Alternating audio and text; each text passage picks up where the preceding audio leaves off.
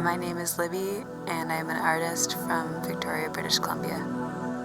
The idea of soft shells came from a thread of exploration that I had been doing for a while over projects that work with identity and objects and how we define people based on objects and how much we can actually understand and know about another human through the mediation of objects and materials.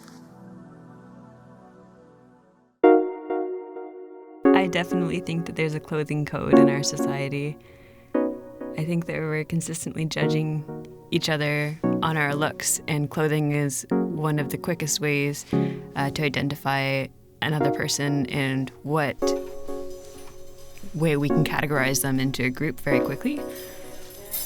So we'll use it as a way to try to interpret someone's class or occupation or social group. It's just the easiest form of categorization that we can communicate. I typically arrive to the model's house with my bicycle and all my gear packed with it, and it's a very simple, portable system. I start by going and setting up our backdrop and reviewing all the clothes that the model has in their place. Once we've collected everything and compiled it into one section, I'm organizing them by colors or textures and by weight so we can put the heavier things in the bottom. I was looking forward to working with Camille before I met her because I'd seen a photo of her really beautiful red hair and her colorful wardrobe.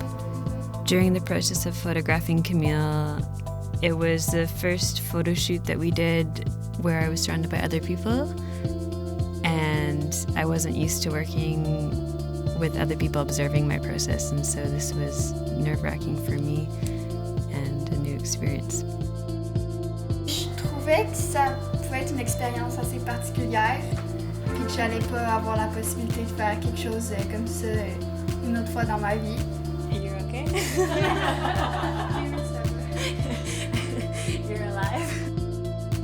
The meeting with Sophia was different because although I had never met her before and was equally as nervous to be working with somebody who was as established in her musical career as she is, I already felt connected to her identity through her clothing and through her choices that she's made in the same method that she goes about finding her clothing at thrift stores and used items. I felt like a giant was like hugging me.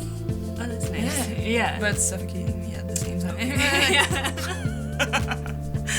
Pour moi, s'habiller, c'est comme une façon de projeter, quitter, mais comme aux yeux des gens, vu que c'est ça qu'ils voient en premier. I was very excited that Jean-Claude agreed to participate in the project because he's such a fashion legend and clothing means so much to him. And the work that he's done has really impacted the fashion community.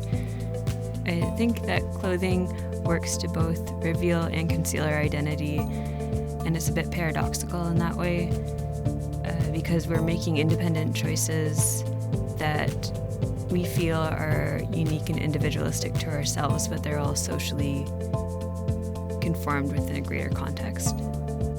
En fait, pour moi, la mode, le vêtement ne devrait jamais être un masque. J'ai toujours dit qu'au contraire, c'était une façon formidable d'exprimer son âme, son style. J'ai réalisé qu'il y avait toujours un vêtement pour marquer les périodes importantes de notre vie. De la robe de baptême à la robe de mariée, et jusque même, souvent les gens vont choisir le vêtement qu'ils vont vouloir porter en fait dans leur cercueil, c'est incroyable.